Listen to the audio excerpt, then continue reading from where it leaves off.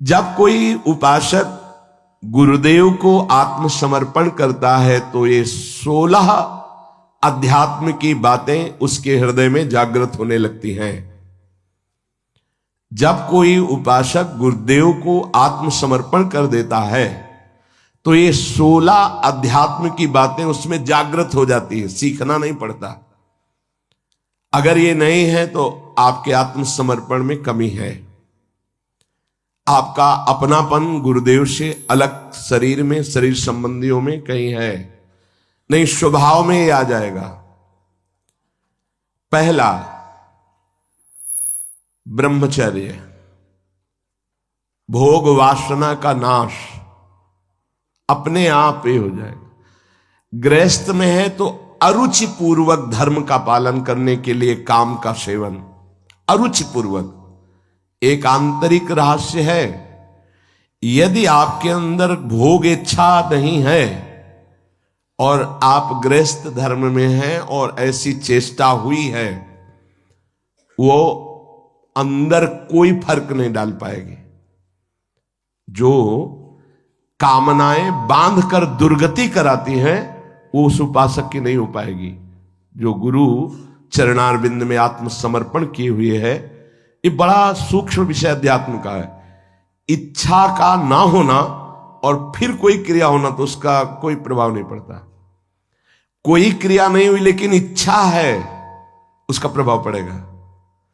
क्रिया है धर्म पूर्वक हो रही काम की, पर कोई प्रभाव हृदय में नहीं पड़ेगा। ये आंतरिक अध्यात्म का सूत्र है। इच्छा ही बंधन कारक है। जो गुरुदेव का परब्रह्म भाव से आत्मसमर्पण करते हुए चलता है सतमार्ग में, तो पहला लक्षण जागृत होता है कि उसकी भोग वासना पर अंकुश हो जाता है। वो ब्रह्मचर्य पर ध्यान देने लगता है। ब्रह्मचर्य ये समस्त साधनों की नींव है। जिसका ब्रह्मचर्य ठीक नहीं, उसकी दिनचर्या तो एक जैसी बराबर चल ही नहीं सकती। पक्का 2-4 दिन की बात नहीं कहते। राइट टाइम पर बहुत काल तक जिसकी दिनचर्या ठीक चले, पक्का ब्रह्मचर्य ठीक है। नहीं, चल ही नहीं सकता, चल ही नहीं सकता। वो राइट टाइम पर उसकी दिनचर्या बहुत काल तक नहीं चल सकती जो ब्रह्मचारी नहीं। और वो गृहस्थ ब्रह्मचारी ही है जो संतानोत्पत्ति के लिए, केवल भगवत आज्ञा पालन करने के लिए, गृहस्थ धर्म का निर्वाह करने के लिए, वो धर्मयुक्त काम उसकी उपासना में बाधा नहीं पहुंचा सकता। पर व्यभिचार भावना, ये गुरु शरणागत होते ही पहला अंकुश इंद्रियों पर लगता है कि वो भोग वासनाओं से निवृत्त, ब्रह्मचर्य। दूसरा, अहिंसा, मन से, वाणी से, शरीर से वो किसी को दुख पहुंचे ऐसी चेष्टा नहीं करता। जो गुरु समर्पित होता है, पहला ब्रह्मचर्य पर, बहुत अमृत है ये। अगर ये अमृत पी लिए तो भगवदामृत, प्रेमामृत, ज्ञानामृत अब कुछ दुर्लभ नहीं है। कोई भी हो, भगवद आश्रय लेकर, गुरु आश्रय लेकर इस अमृत का पान करो। बहुत कठिन है। खान पान, दृश्य, संग, बोलचाल, इनका बहुत प्रभाव पड़ता है आपके संयम पर। यदि आपका खान पान सही नहीं है, आपका देखना सही नहीं है, सुनना सही नहीं है, बोलना सही नहीं है, तो आपका ब्रह्मचर्य सही नहीं होगा। ब्रह्मचर्य को आप एक परम धन के रूप में देखिए तो आपके अंदर क्षोभ पैदा होने लगेगा। जिस खान पान संग से ब्रह्मचर्य नष्ट होता है उसके लिए वो बर्दाश्त नहीं होगा, नहीं बर्दाश्त होगा। आज हम ब्रह्मचर्य पर महत्व नहीं दे रहे, बेविचार पर महत्व दे रहे हैं। किसी का संयोग ये ना हो, अगर आप ब्रह्मचर्य का महत्व नहीं दे रहे तो आप अपने हाथ से अपने आप को नष्ट करते रहेंगे। ये बहुत बड़ी वस्तु है, बहुत बड़ी वस्तु। बहुत जल्दी अध्यात्म में आपका प्रवेश हो जाएगा, बहुत आनंद प्राप्त हो जाएगा। हर रोग, हर प्रकृति के वार को सहने की सामर्थ्य ब्रह्मचारी में स्वयं जागृत हो जाती है। ब्रह्मचर्य का मतलब यह नहीं होता कि बहुत मोटा हो जाएगा, नहीं नहीं, ऐसा नहीं है। ब्रह्मचर्य अध्यात्म शक्ति को पुष्ट करती है। ब्रह्मचर्यहीनता में मोटा हो सकता है। ब्रह्मचर्यहीन हुआ तो चर्बी बढ़ सकती है, मोटापा बढ़ सकता है और स्थूलता आ सकती है, लेकिन ब्रह्मचारी में नहीं आएगी। ब्रह्मचारी में जितना होगा बहुत पावरफुल अध्यात्म शक्ति, संकल्प शक्ति, उसकी शक्ति बढ़ती है। अगर कहीं बाल्यावस्था से कुछ वर्षों तक ब्रह्मचर्य ठीक रखा जाए और प्राणवायु का संशोधन प्राणायाम होता रहे तो भगवत चिंतन करने वाले उपासक की फिर ऊर्ध्वगामी ब्रह्मचर्य हो जाता है।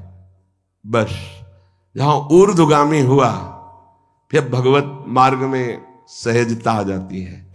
अब वो अधोगामी जो उसकी गति थी अब वो जल्दी नहीं होगी। ऐसे ऐसे उपासक है 10-10 वर्ष हो जाते हैं, कभी स्वप्न दोष नहीं होता। 10-10 वर्ष क्यों? क्योंकि उसका चिंतन नहीं होना चाहिए। मनोवाह नाड़ी जो शरीर के अंदर है, जैसे दूध में घी समाया हुआ है, वो कहीं एक स्थान पे नहीं है, ऐसे पूरे शरीर में समाया हुआ है। वो जैसे दूध को हम औटाकर गर्म करके दही बना के फिर उससे मक्खन निकालते फिर घी निकलता है, ऐसे एक नाड़ी है मनोवाह, उसमें इतनी चिंतन से गर्मी पैदा होती कि तत्काल पूरे रक्त से वो उसको घसीट लेती है और मनोवाह नाड़ी फिर उसे बाहर कर देती है। चिंतन आपका ठीक हो, तभी कहा है इच्छा रहित तो कुछ नहीं बिगड़ने वाला। संत सदगुरुदेव का आश्रय लेने पर सबसे पहला कदम ब्रह्मचर्य पर होता है। अगर ब्रह्मचर्य ठीक है तो आपकी दिनचर्या ठीक है। सर्दी, गर्मी, बरसात, रोग, शोक, मान अपमान, दुख सुख सब कुछ आनंद पूर्वक सहने की सामर्थ्य आती है। जितना ब्रह्मचर्य क्षीण होता जाएगा उतनी आपको अधिक सर्दी लगेगी, अधिक गर्मी लगेगी, चिड़चिड़ा स्वभाव हो जाएगा, कुछ कार्य करने का मन नहीं, पड़े रहने का मन रहेगा, आपके अंग प्रत्यंग ये प्रमादी हो जाएंगे, इंद्रियां प्रमादी हो जाएंगी। ब्रह्मचर्य में एक अलौकिक तेज रहता है। हर इंद्रिय चेष्टायु, हर क्रिया जो भागवतिक व्यवहारिक, उसमें एक नवीन उत्साह बना रहता है। इसलिए परमार्थ के व्यवहार के जो भी कार्य करने हमें जो पावर चाहिए वो ब्रह्मचर्य से। अब ये जो सूत्र जब गुरुकुल में भर्ती होते थे, गुरु शरण होते थे, तो सबको 20-25 वर्ष तक ब्रह्मचर्य ही रहना होता था। अब ये आज का जो आधुनिक पढ़ाई, इसमें ब्रह्मचर्य का कोई महत्व ही नहीं है। ये तो भगवान की कृपा से कुछ संत महात्माओं के ऐसे वचन, तो उनसे पता चलता है कि ब्रह्मचर्य भी कोई है, नहीं तो किसी को पता ही नहीं कि ब्रह्मचर्य किसे कहते हैं। बस मनमानी आचरण करना, नए नए बच्चों में संस्कार ऐसे बिगड़ गए, वो जानते ही नहीं कि मैं क्या खिलवाड़ कर रहा हूं अपने जीवन के साथ। गुरु के पास आत्मसमर्पण करने से पहला लक्षण जागृत होता है ब्रह्मचर्य। दूसरा अहिंसा, किसी को भी मन वचन शरीर से हमें दुख नहीं देना, अपमान नहीं करना, मन से भी हमें किसी का मंगल नहीं सोचना। नहीं, मन से अगर हम किसी का मंगल सोचते हैं तो उसका मंगल होगा कि नहीं होगा पता नहीं, आप कितने बड़े तपस्वी हैं, पर आपका मंगल जरूर हो गया, उसी क्षण हो गया जिस क्षण आपने दूसरे का मंगल सोचा। ये हमने संत महापुरुषों से सुना है। मन के द्वारा जब किसी का मंगल सोचा जाता है कि इसका ऐसे दुख पहुंचे, ऐसे इसका नाश हो, होगा कि नहीं उसका वो तो भगवान जाने, लेकिन तुम्हारा अभी हो गया, तुम्हारा पतन हो गया, तुम्हारा मन मलिन हो गया। कितना साधन करने पर वो पवित्र होगा। तीसरा, जब हम गुरुदेव के सानिध्य में रहते हैं तो सुख और दुख दोनों को समान भाव से सहने की सामर्थ्य प्राप्त होती है। जो गुरुदेव का कृपा पात्र होता है वो सुख दुख में समान भाव रखता है। प्रायः ऐसा नहीं है। सुख में तो हमारी अनुकूलता रहती है तो गुरु बुद्धि बनी रहती है या कृपा है हम पर ऐसा, लेकिन जब दुख आता है तब गुरुदेव की कृपा है, प्रभु की कृपा है और हम आनंद पूर्वक उस दुख को सहें। ऐसी क्षमता केवल गुरु को आत्मसमर्पण करने वाले पर ही अवतरित होती है। ये क्षमता उतरती है, ये सामर्थ्य है अंदर, दुख सुख को सहने की सामर्थ्य। किसी भी स्थिति में मतलब ऐसा स्वभाव हो जाता, किसी भी स्थिति में कदम पीछे हटाना ये उसी सूरवीर योद्धा के स्वभाव में नहीं होता जो अध्यात्म का गुरु समर्पित पथिक होता। किसी भी स्थिति में ये हर समय नवीन उत्साह, हर दुख को सहकर अपने लक्ष्य पर रहना, अपनी दिनचर्या पे रहना, ये सुख दुख को समान भाव से सह। सुख में तो सब जय जय बोल रहे हैं, जब दुख में जय बोले और सुख दुख समान स्थिति, जैसी दिनचर्या तुम्हारी सुखद वैसी दुख परिस्थिति में भी वैसी ही दिनचर्या, जैसा तुम्हारा भाव अनुकूल सुख में गुरुदेव के प्रति वैसी दुख परिस्थिति में प्रतिकूलता में भी वैसा ही भाव ये गुरु कृपा से प्राप्त होता है। चौथा, जो गुरु शरणागत होता है उसको सर्वत्र भगवत दर्शन का भाव जागृत होता है। मेरे आराध्य देव, जैसे आचार्य चरण कह रहे हैं, सर्वान वस्तु तया निरीक्ष परम स्वाराध्य बुद्धिर्मम, मेरे आराध्य देव सबके हृदय में है। पांचवा, अब इस संसार में मुझे कुछ प्राप्त करना नहीं, मुझे केवल भगवान की प्राप्ति करनी है। ये गुरु कृपा से आता है। गुरु कृपा पात्र के हृदय में भगवत प्राप्ति का लक्ष्य दृढ़ हो जाता है। भगवान कैवल्य वस्तु है, परम तत्व है, अब तो भगवत प्राप्ति करनी है।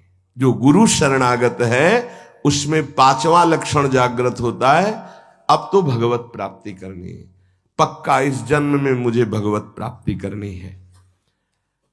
ऐसी ज्ञान की वृत्ति जागृत होती है कि वो कैवल्य परम पद का अधिकारी हो जाता है, गुरु कृपा पात्र।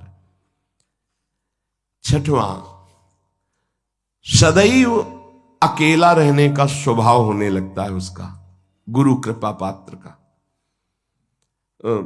कोई पास नहीं हो, अगर पास भी है तो कोई मित्रता नहीं, कोई शत्रुता नहीं, न किसी भी तरह का लगाव है, न किसी भी तरह का द्वेष भाव है, शून्य।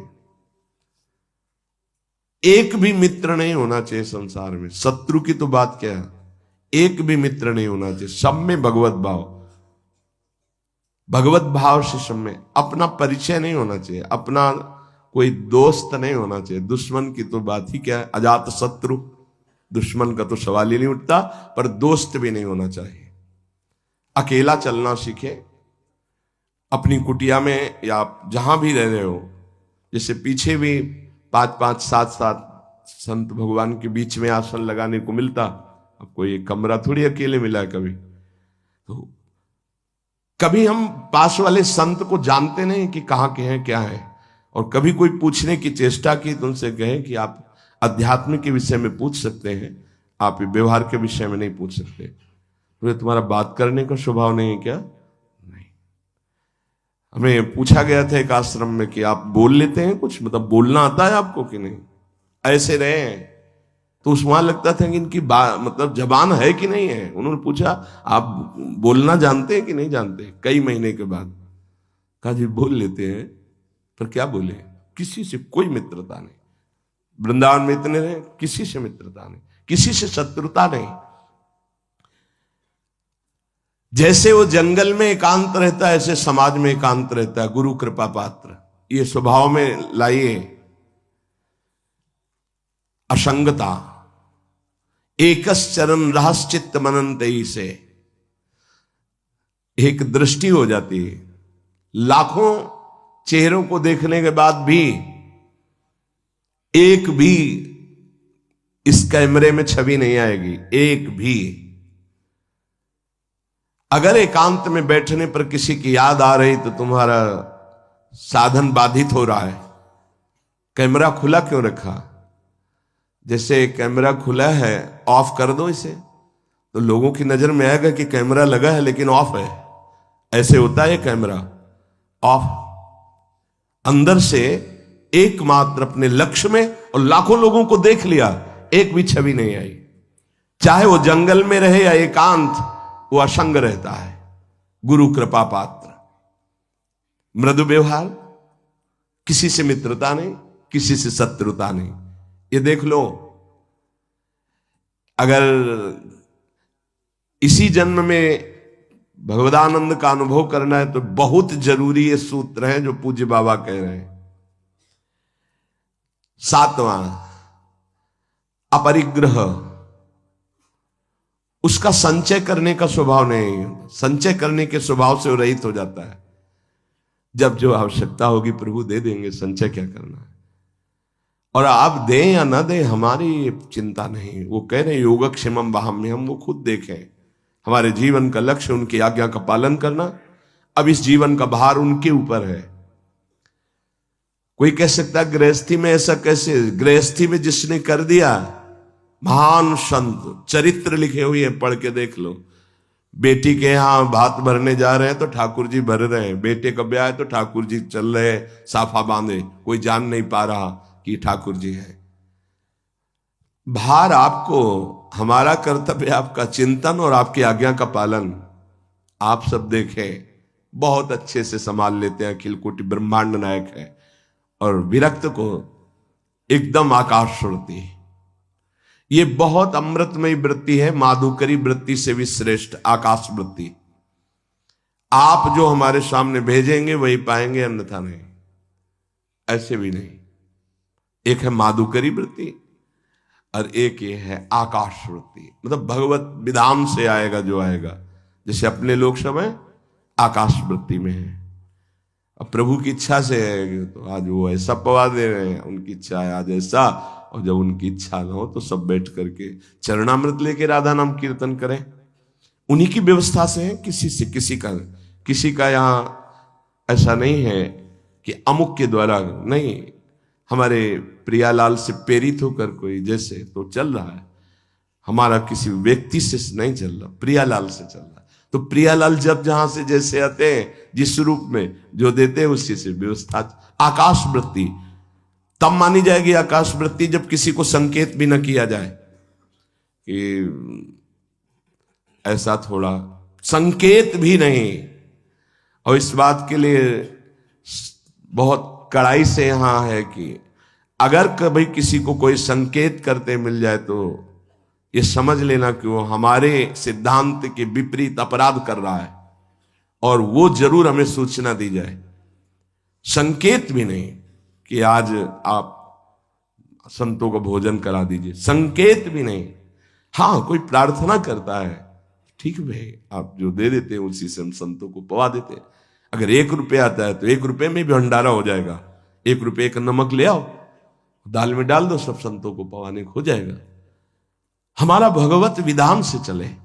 आकाश वृत्ति बहुत अमृतमयी वृत्ति होती है, और बड़ी निश्चिंतता होती है इसमें, और बड़ी क्षमता होती है इसमें। कई दिन न मिलने पर भी कोई निराशा नहीं होती थी काशी में। अपरिग्रह, अपने लिए शरीर सुख के लिए संचय ना करें, यह वृत्ति आ जाती है। गृहस्थ में भी रहते हुए अपने लिए नहीं, ये परिवार है, अतिथि है, उनके लिए। अपने भोग वासना का गुरु कृपा पात्र के हृदय में स्थान नहीं रह जाता है, तभी कोई झगड़ा नहीं, कोई अशांति नहीं। हर स्थिति में शांत रहता है, मृदु स्वभाव रहता है। जो अहम लिए तो बहुत उसमें क्रूरता होती है, कठोरता होती है, बड़ी उसमें जलन होती। काहे को जलो, आनंद मगन रहो। अपरिग्रह। 8वां, परम संतोष उसके हृदय में जागृत हो जाता है। क्यों? क्योंकि उसको ये बोध हो जाता है कि अनंत ब्रह्मांडों का स्वामी प्रभु वो मेरा है, जिस समय जैसी परिस्थिति उसको संभालना बहुत अच्छी तरह। सच्ची कहते हैं आप केवल निश्चिंत होकर शरणागत रहें, बहुत अच्छे से व्यवहार कराते। हमें तो देख के आश्चर्य होता है। एक एक वस्तु को संभालना उनका कार्य, एक एक हर जगह श्री जी की कृपा और श्री जी का विधान दिखाई देता है कि ओहो कैसा उनका विधान है, कैसा उनका मंगल विधान है। आठवां है कि गुरु कृपा पात्र के हृदय में संतोष जागृत हो जाए। संतोष ये बहुत बड़ा धन है। बिन संतोष न काम न साही, वो अछत काम सुख सपने नाही। जैसी परिस्थिति उसमें संतुष्ट रहना। संतुष्ट एन केनवा, बाहर की या अंदर की।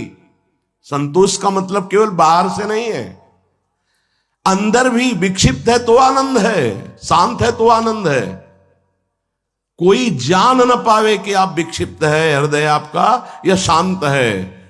संतुष्ट एन केनवा, बाहर या अंदर दोनों परिस्थिति में संतुष्ट रहना। जैसी प्रभु की द्वारा इस समय दी स्थिति है, जल रहा है शांत, किसी से कहो मत। आनंदित है, फूलो मत, चुप शांत गंभीर। संतोष अंदर और बाहर दोनों जगह। नवा नंबर है भगवान और संतों के वाक्यों में पूर्ण श्रद्धा। जैसे श्रीमद् भगवत गीता जी, भागवत जी या भगवत प्रेमी महात्माओं के वचन, तो उसमें कोई कुतर्क नहीं। गुरु कृपा पात्र ज्यों का त्यों उस विश्वास पूर्वक उसे स्वीकार करता है। जैसा बोला गया वैसा ही, उसमें अपनी बात लगाना नहीं। जो आत्मसमर्पण नहीं किए होते, दूर की श्रद्धा होती है, उसका कुछ और लक्षण होता है।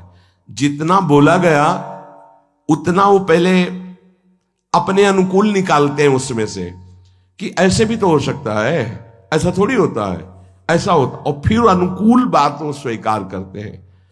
गुरुदेव या शास्त्र कभी मन के अनुकूल नहीं होते, मन को उनके अनुकूल बनाना पड़ेगा। मन तो बहुत विचित्र है। हम लोग शास्त्र और गुरु के वाक्यों को अपने अनुकूल मन के बनाते हैं। इतने में चल जाए, इतना बता देंगे, इतना छुपा लेंगे, इतना कर देंगे, इतना नहीं करेंगे, इतना अनुकूल है, इतना नहीं। लेकिन जो आत्मसमर्पण किए होता है, वो भगवान और संतों के वाक्यों में ज्यों का त्यों विश्वास उसको होता है।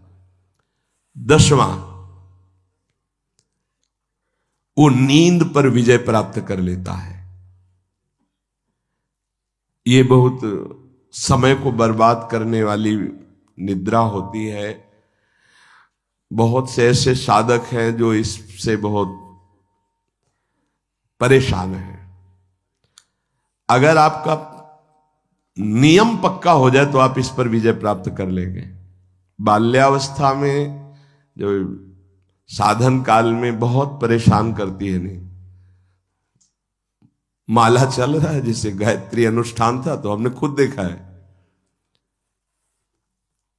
अब वो कब छूट गया माला, अब जप रहे माला, बड़ा गुस्सा आता है, बार बार विघ्न पैदा कर। ये जो निद्रा है ये बहुत बड़ी शत्रु है साधक के लिए। गुरु शरणागत का नींद पर विजय प्राप्त हो जाती है, ऐसा है। हम अपने सदगुरुदेव भगवान की दिनचर्या देखी, वहीं रह करके, वहीं रहे ना, काफी समय तक गुरुदेव भगवान के पास ही रहे। 1 बजे रात्रि तक पूज्य महाराज जी भजन करते थे। रात्रि में दर्शन के आके थोड़ा जो कुछ श्री जी को शयन भोग लगाया, शयन कराया, और जो पाया 2 रोटी राजभोग में दिन में। आज भी महाराज जी अपने इकर कमल से 2, आजीवन का पूरा नियम है, 2 बनती भोग लगती। रात्रि में 1 बजे तक, 1 बजे के बाद लेट गए, 4, 4:15 उठ गए। ये हमने बराबर की दिनचर्या देखी, बराबर की दिनचर्या। अपनी दिनचर्या को इतना सीमित नींद में लाओ कि कम समय नींद में जाए। जो बहुत गृहस्थी की मेहनत करते हैं तो उनको 6 घंटा सोना ठीक है, लेकिन साधकों को 6 घंटा सोना ठीक नहीं है। आप लोग देखो कितना सोते हैं। कितने ऐसे साधक हैं जिनको हम मन से प्रणाम करते हैं। देखो बन के तैयार हो गया है, पूरी रात साधक, नौजवान साधक है, जब सब सोते हैं तब वो लगे। कोई कीर्तन कर रहा है, अखंड कीर्तन चलता है, जगो, कब तक सोते रहोगे। ये नींद का शत्रुवत व्यवहार है आपके जीवन को नष्ट करने का। बहुत इस पर बहुत लड़ा गया है नींद पर। हाँ, सच्ची कहते हैं, ये दरिद्रता है, ये बहुत बड़ी जीवन की हानि है। आपका शरीर अस्वस्थ रहेगा, आपके सब अंग जो क्रियाशील होने चाहिए, आप सुषुप्ति में आप उन जीवन को, जीवनी शक्ति को नष्ट कर रहे।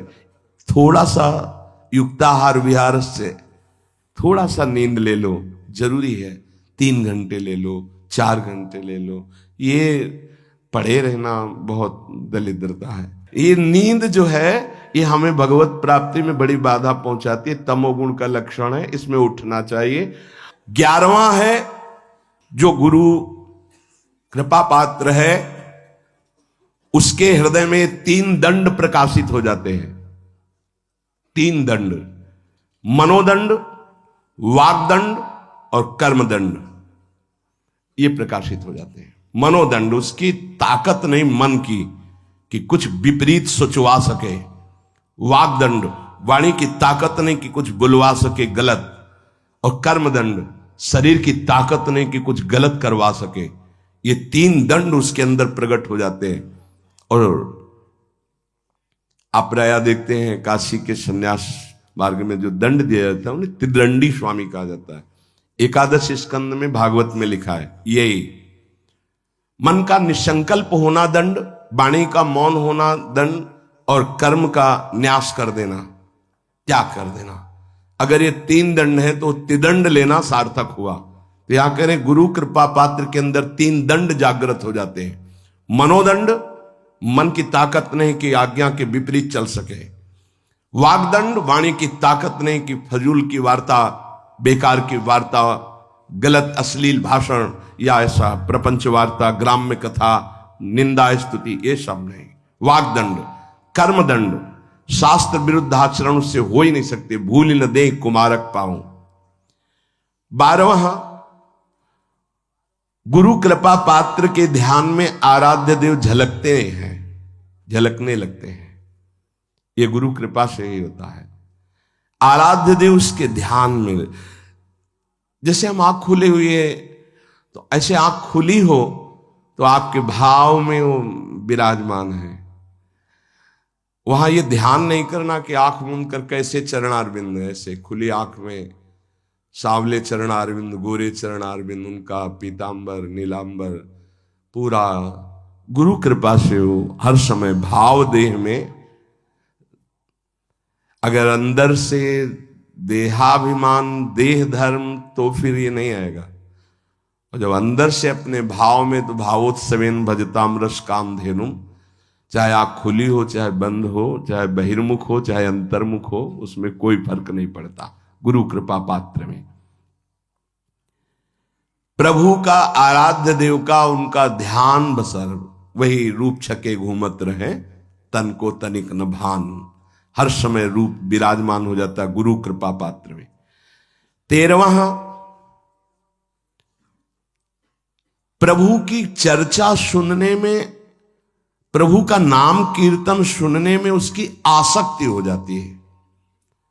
भगवत चर्चा सुनने में, भगवान भागते हुए हमने देखा बूढ़े बूढ़े जनों को।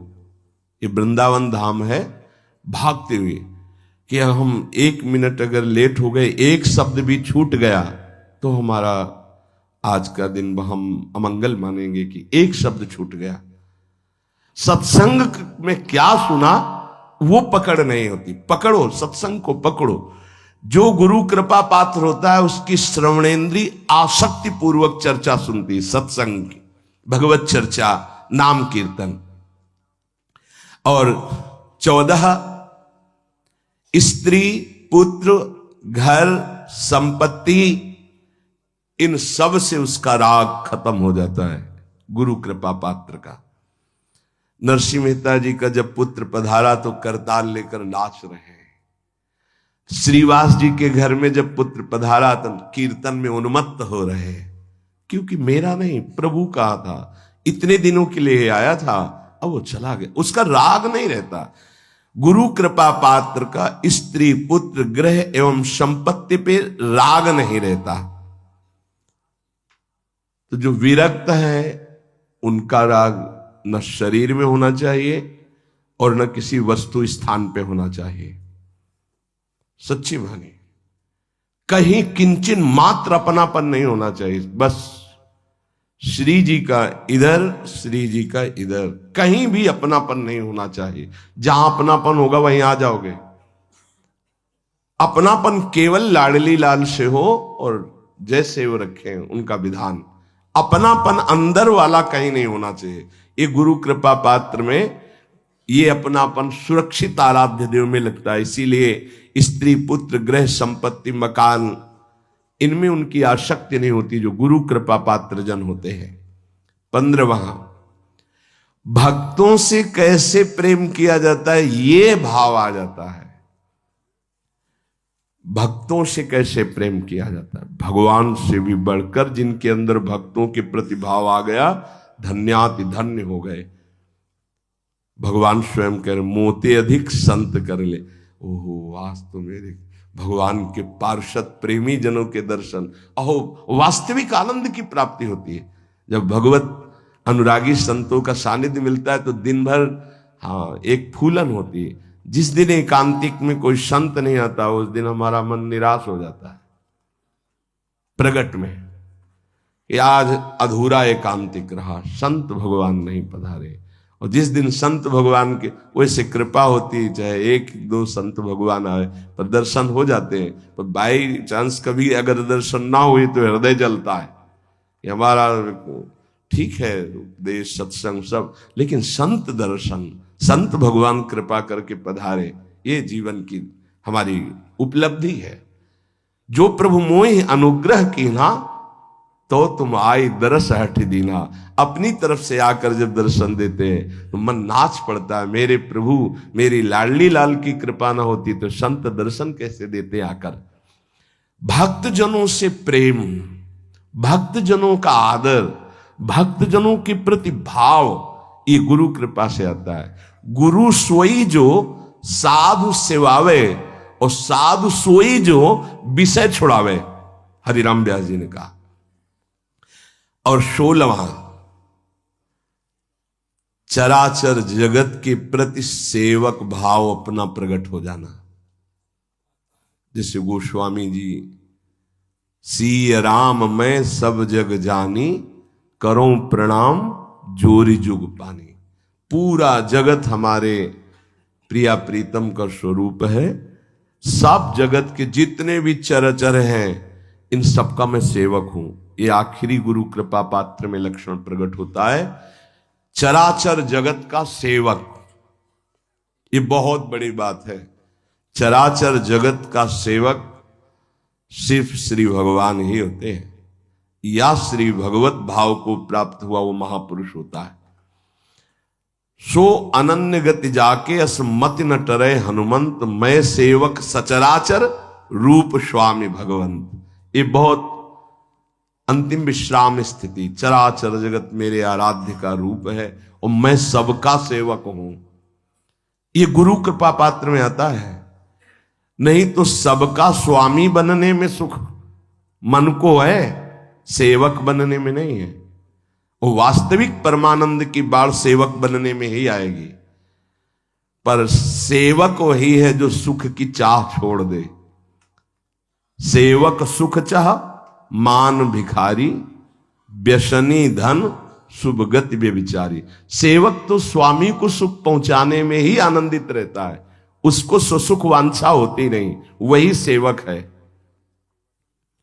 पूज्य श्री उड़िया बाबा जी महाराज चलते फिरते ब्रह्म साक्षात, तो ये 16 बातें अपने जीवन में साधक को उतारनी। पहला, गुरु कृपा पात्र के हृदय में ब्रह्मचर्य का संयम प्रकट होता है, साधन ब्रह्मचर्य। दूसरा, अहिंसा, किसी को मन वचन कर्म से दुख ना पहुंचाना। तीसरा, सुख दुख में समान भाव। चौथा, भगवत प्राप्ति की प्रबल लालसा। पांचवा, एकमात्र मेरे आराध्य देव सबके हृदय में बैठे हैं।